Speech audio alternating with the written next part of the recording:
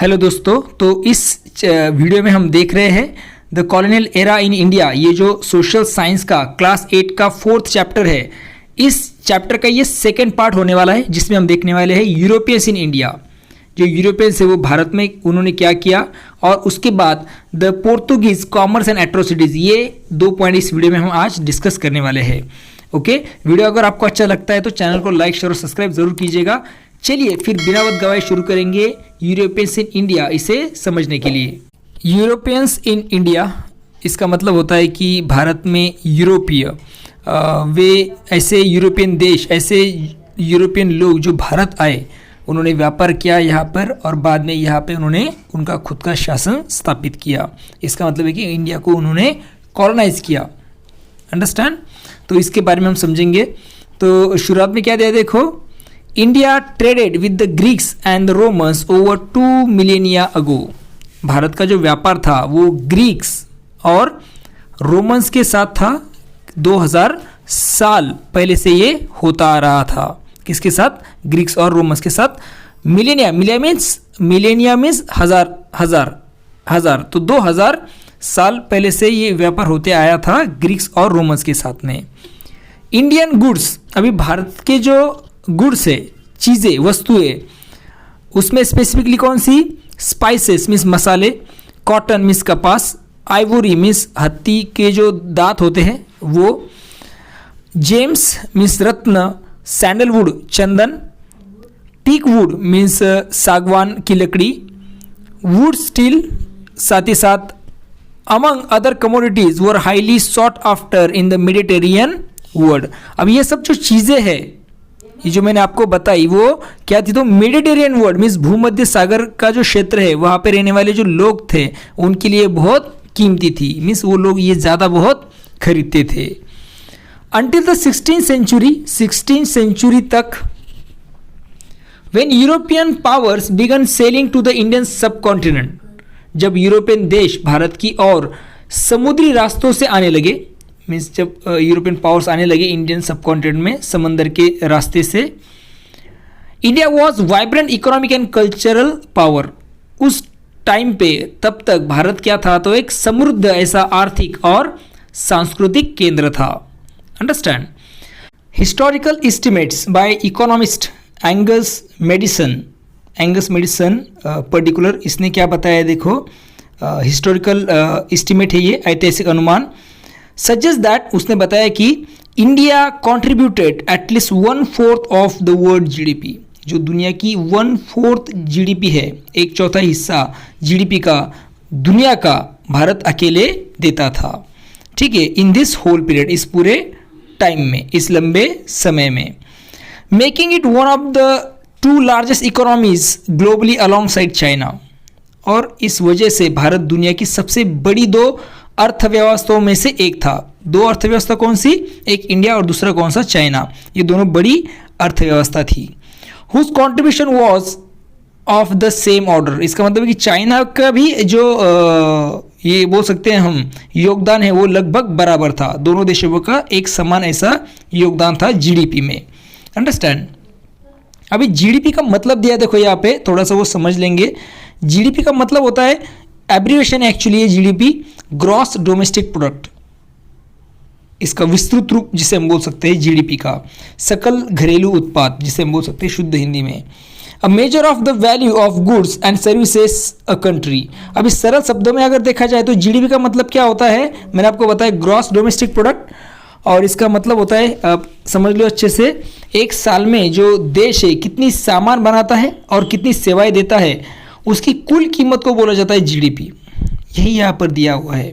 Okay, मगर यहाँ पे जो एग्जाम्पल लिया है वो पूरी दुनिया का है। तो पूरी दुनिया का जो जीडीपी है, मीन्स पूरी दुनिया में एक साल में कितनी चीज़ें बनाई गई और कितनी सेवाएं दी गई, इनकी कुल कीमत को हम यहाँ पे समझेंगे। तो इस तरह से पूरी जीडीपी जो है पूरी दुनिया की, उसमें से 25% इंडिया मीन्स 1/4, और चाइना भी 1/4, नियर अबाउट सेम इनका योगदान था इसमें पूरी दुनिया की जीडीपी में। It is remarkable that from the 16th century onwards, many European traveled to India, described her as flourishing and noted her manufacturing capabilities, diverse agricultural outputs and extensive internal as well as external trading networks. अभी इस time period में 16th century के बाद में understand कई ऐसे European यात्री भारत जब आए तो उन्होंने भारत को क्या बताया, तो एक फ्लरिशिंग मीन्स समृद्ध ऐसा उन्होंने भारत को बताया. And noted her manufacturing capabilities, और उन्होंने वो ज़्यादा प्रभावित हुए कौन सी चीज़ों से, भारत की जो उन्नत ऐसी कारीगरी थी, मैन्युफैक्चरिंग कैपेबिलिटीज और डाइवर्स एग्रीकल्चर आउटपुट्स, विविध ऐसी कृषि उत्पाद यहाँ पर होते थे, इससे वो प्रभावित हो गए. And extensive internal as well as external trading network, और बहुत ही ऐसी बेहतरीन ऐसी आंतरिक और बाहरी इंटरनल और एक्सटर्नल व्यापारिक नेटवर्क से वो बहुत ज़्यादा प्रभावित हो गए थे जो यूरोपियन यात्री थे वो.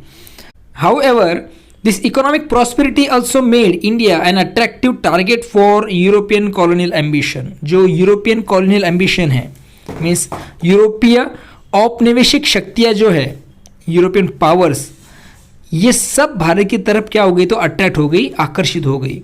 क्यों हो गई, ये जो भारत की जो आर्थिक समृद्धि है इसी की वजह से वो भारत की तरफ आकर्षित हो गए थे. ठीक है, latest survey Europe's first colonial power in India. चलो अभी क्या करेंगे, तो सबसे पहली जो पावर है कॉलोनियल पावर, उसके बारे में हम समझेंगे. यूरोप की फर्स्ट कॉलोनियल पावर के बारे में हम अभी समझेंगे. तो वो कौन सी है, देखो, the Portuguese commerce and atrocities.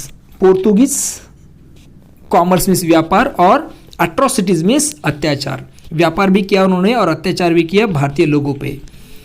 The Portuguese explorer and navigator Vasco da Gama's arrival at Kappad near Kozhikode in Kerala in May 1498 paved the way for the beginning of European colonization in India. अभी 1498 को जो Portuguese इसे क्या बोल सकते हैं, explorer खोजकर्ता और नेविगेटर नाविक जिसका नाम है वास्को द गामा, वो क्या हो गया, तो मई 1498 को कप्पाड जो कोझिकोड के पास है, केरल में है भी है, वहाँ पर वो पहुँचा. और it paved the way for the beginning of European colonisation in Europe. और इसके उसके जो भारत के आने से ही यूरोपियन देशों द्वारा भारत में क्या हो गया, तो कॉलोनाइजेशन की शुरुआत हो गई. वो आ गया और उसके बाद में ही भारत में क्या हो गई, तो यूरोपियन कॉलोनाइजेशन उपनिवेश की वहाँ पे शुरुआत हुई वास्को द गामा आने के बाद में, क्योंकि वो आया था समंदर के रास्ते से. Though he was well received, his aggressive way failed to establish friendly relations with the local rulers. Okay, हालांकि वास्को द गामा का स्वागत अच्छा किया गया था, लेकिन उसका जो क्या बोल सकते हम अग्रेसिव वे है, उसका जो कठोर और आक्रामक व्यवहार के कारण वो क्या नहीं कर पाया, तो he could not establish friendly relation with the local rulers. और वो इसी वजह से जो स्थानिक शासक है उनके साथ वो मित्रतापूर्व संबंध नहीं बना पाया, उसके नेचर की वजह से, उसके अग्रेसिवनेस की वजह से. ठीक है, उसका हालांकि उसका स्वागत अच्छे तरीके से किया गया था. During his second voyage 4 years later ही seized, tortured and killed Indian merchants. 4 साल बाद जब वो वापस दूसरी बार भारत आया तो उसने क्या किया, तो जो भारतीय व्यापारी है उनको पकड़ लिया, उनको सीज मीन्स पकड़ना, टॉर्चर्स मीन्स उनको यातनाएं दी और बाद में उन्हें मार भी डाला. किल्ड इंडियन मर्चेंट्स, भारतीय व्यापारियों को. ओके, एंड बम्बार्ड, और जो बम्बार्ड किया मीन्स गोले दागे उसने कालीकत पे. ठीक है, फ्रॉम द सी, कहाँ से, समंदर से. इस तरह से ये सब चीज़ें उसने की वास्को द गामा ने. ठीक है, the Portuguese captured strategic ports including Goa in 1510. Portuguese जो थे उन्होंने क्या किया, तो भारत के जो कई महत्वपूर्ण ऐसे पोर्ट है, बंदरगाह है, उन पर कब्जा कर लिया.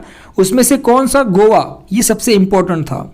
1510 में उन्होंने गोवा का जो बंदरगाह है, पोर्ट है, उस पर कब्जा कर लिया था.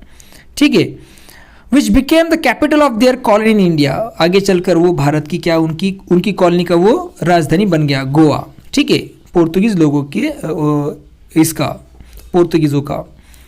As well as several trading post along the Malabar and Coromandel coast. इसके अलावा उन्होंने मालाबार तट एज वेल एज कोरोमंडल तट पर भी कई ऐसे व्यापारिक केंद्र उन्होंने बना लिए थे। The Portuguese implemented a system known as cartaz. Okay, Portuguese लोगों ने क्या किया, तो एक नई सिस्टम उन्होंने अपनाई जिसका नाम है कारताज।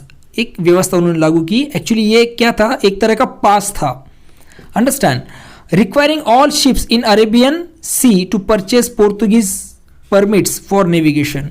और इसके तहत जो अरेबियन सी जो है, अरब सागर में चलने वाले जो हर एक जहाज है उनको ये पोर्तुगीज के पास से खरीदना जरूरी था। ठीक है, ships without these permits were seized. ऐसे जहाज जिनके पास ये पास नहीं है, जिनके पास ये अनुमति नहीं होती थी, उसे पोर्तुगीजों द्वारा क्या कर लिया जाता था, पकड़ लिया जाता था, सीज किया जाता था। This naval dominance allowed them to monopolise the spice trade between India and Europe for nearly a century. और समुद्र पर इस तरह का जो उनका नियंत्रण उन्होंने पा लिया था, इसके कारण लगभग अगले 100 वर्षों तक भारत और यूरोप में के बीच में जो मसालों के व्यापार हुए उस पर उनका पूरा अधिकार वो जमा सके।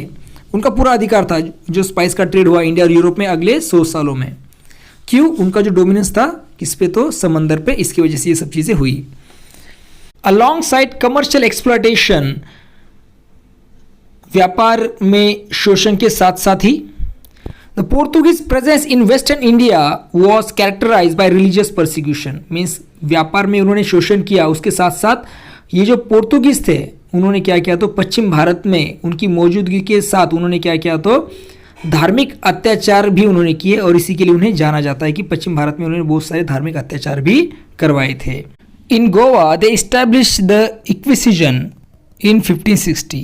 गोवा में उन्होंने 1560 में इक्विसिजन मीन्स धार्मिक अदालत की स्थापना की। अभी इक्विसिजन का मतलब क्या है, देखो, a tribunal set up by the Roman Catholic church to जज हेरेटिक्स। अभी इसका मतलब होता है कि रोमन कैथोलिक चर्च द्वारा ये बनाई गई एक धार्मिक अदालत थी। हेरेटिक्स का मतलब दिया, देखो, दैट इज, हेरेटिक्स मीन्स कौन, Christians suspected of holding opinions contrary to the church doctrine. इसका काम क्या था धार्मिक अदालत का? इसका काम यह था कि उन लोगों को सजा देना जो जिन्हें चर्च अपने धर्म के खिलाफ विचार रखने वाला ईसाई मानती थी, उसको सजा देने का काम ये कैथोलिक चर्च जो है इक्विसिजन करता था। ठीक है, ओवर 600 ईयर्स, लगभग 600 वर्षों तक, across Europe many thousands of suppose heretics were tortured and executed. हजारों ऐसे लोगों को जिन्हें चर्च अपना विरोधी समझता था उनको यातनाएं दी गई, टॉर्चर किया गया और उनको मार डाला गया, उनको एग्जीक्यूट कर दिया गया। इस तरह का इक्विसिजन भी गोवा में किसने, पोर्तुगीज ने बनाया था। ठीक है, which severely persecuted Hindus, Muslims, Jews and Christians, converts suspected of practicing their original faith. और ये जो संस्था थी वो क्या कर रही थी, हिंदू, मुस्लिम, ज्यूज मीन्स यहूदी और वे ईसाई जो शक के आधार पर अपने पुराने धर्म का पालन करते हैं, उनको क्या करना, तो इनको परसिक्यूट किया जा रहा था, इनको क्या दी जा रही थी, तो कड़ी सजाएं देने का काम वो कर रही थी। ठीक है, उनका उत्पीड़न किया जा रहा था। सच persecution was accompanied by forced conversions and the destruction of many Hindu temples। ऐसे जो धार्मिक अत्याचार हो रहे थे, इसके साथ साथ ज़बरदस्ती धर्म परिवर्तन भी करवाए जा रहे थे। मीन्स ज़बरदस्ती इन लोगों को, हिंदू, मुस्लिम, यहूदी और ये जो लोग, इनको क्रिश्चियन बनाया जा रहा था ज़बरदस्ती। ठीक है, and the destruction of many Hindu temples, और कई हिंदू मंदिरों को भी तोड़ा गया था। Along other forms of abuse of the native population, और इसके अलावा जो स्थानिक लोग हैं उन पर कई तरह के दुर्व्यवहार भी किए गए थे। ठीक है, अब्यूज मीन्स दुर्व्यवहार करना, वो भी किए गए थे। The Goa inquisition was only abolish in 1812। Goa inquisition को बहुत समय बाद, नियर अबाउट 1812 को जाकर हटाया गया था। ठीक है, तो इसके पहले देखो क्या दिया है, कुछ फोटोग्राफ्स और एक बॉक्स में कुछ इंफॉर्मेशन दी, वो समझेंगे। अभी ये जो ये दिख रहा है figure 4.4, a plaque in the Kozhikode marking Vasco the gamma arrival इन 1498। ठीक है, कोझिकोड में लगी एक पट्टिका आप देख रहे हैं जिसपे लिखा है कि 1498 में वास्को द गामा का यहाँ पर आगमन हुआ था, ये दर्शाने वाली वो पट्टिका है। और एक इंफॉर्मेशन दी देखो इसमें अ फ्यू सेंचुरीज अगो, कुछ क्या बोल सकते हैं शताब्दी या फिर सदियों पहले, the port town of Ullal in present day southern Karnataka was an important trading point control led by Rani Ambakka first। Okay, जो उल्लाल है जो आज के दक्षिण कर्नाटक में है, एक बहुत ही ऐसा महत्वपूर्ण ऐसा बंदरगाह शहर वो था। और इस पर किसका नियंत्रण था? तो इस पर नियंत्रण था रानी अंबाक्का का। ये रानी अंबाक्का प्रथम का उस पर नियंत्रण था। In the later half of the 16th century के दूसरे भाग में, लेटर हाफ में, the Portuguese repeatedly attempted to take it over but Rani Abbakka first form strategic alliance with neighbouring kingdom and throttled their attempts. 16th century के दूसरे भाग में, after second half में, पोर्तुगीज जो थे पोर्तुगीज उन्होंने कई बार इस बंदरगाह पर कब्जा करने की कोशिश की, रिपीटली उन्होंने अटेम्प्ट किया, लेकिन रानी अंबाक्का जो है रानी अंबाक्का प्रथम ने पास के जो राज्य है उनके साथ मजबूत ऐसा गठबंधन बनाया और उनकी सभी कोशिशों को नाकाम करवा दिया। She was eventually captured and died fighting in the prison. आखिरकार उन्हें पकड़ लिया गया और बाद में कैद में लड़ते हुए वो शहीद हो गई, उन्हें मार दिया इन्होंने। ठीक है, her successor Rani Ambakka II is reported to have created fireballs out of coconut shells and set several ships of the Portuguese navy on fire। उनके बाद जो उनकी उत्तराधिकारी थी सक्सेसर रानी अंबाक्का II, उनके बारे में बताया जाता है कि उन्होंने क्या किया, तो व्हाट शी डिड, उन्होंने क्या किया, तो नारियल के खोल से आग के गोले उन्होंने बनाए और पोर्तुगीज जो है उनकी नौसेना के कई जहाज़ों को उन्होंने आग लगा दी थी, उनकी सक्सेसर रानी अंबाक्का II ने। ठीक है, their inspirational stories are remember even today through the, और उनकी जो स्टोरी है उन दोनों रानियों की, वो एक प्रेरणादायी कहानी है और इन्हें आज भी याद किया जाता है। किस तरह से इन्हें याद किया जाता है, तो Yakshagana, traditional form of dance drama, एक यक्षगान जो कि एक पारंपरिक नृत्य नाटक है, इसके माध्यम से उन्हें याद किया जाता है। ठीक है, आई होप अब यू आर क्लियर, आपको यहाँ तक समझ में आ गया है। अभी ये जो डच कॉमर्स एंड कंपटीशन है ये हम अगले पार्ट में समझने वाले हैं। आई होप आज का जो अपना वीडियो है जो कि था Europeans in India the Portuguese commerce and atrocities, ये आपको अच्छे से समझ में आ गया है। ओके, वीडियो अगर अच्छा लगता है तो चैनल को लाइक शेयर और सब्सक्राइब ज़रूर कीजिएगा। तो फिर मिलेंगे नए वीडियो के साथ, देखते रहिए अपना यूट्यूब चैनल। तब तक के लिए thank you and take care.